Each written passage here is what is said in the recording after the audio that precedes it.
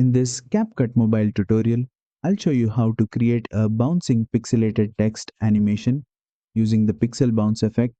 This animation makes your text bounce with a pixel style movement, giving it a playful retro vibe that stands out instantly. Let's start. Open your project in CapCut Mobile.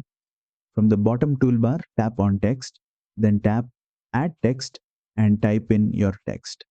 Next, go to the Font tab and choose a font that complements the pixelated style. Blocky or digital fonts usually work best for this effect. Once your text is ready, tap on the Animation tab, switch to the Loop section and scroll until you find Pixel Bounce. Tap on it and you'll see your text start bouncing with a pixelated motion. Now adjust the duration slider to control the animation speed. Move the slider left to make the bounce faster and more energetic. Move the slider right to slow it down for a smoother, relaxed bounce. Preview the animation and fine-tune the duration until it matches the rhythm of your video. And that's it.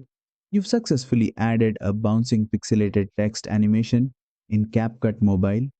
If this tutorial helped you, don't forget to like, share, and subscribe for more detailed CapCut Mobile editing tutorials.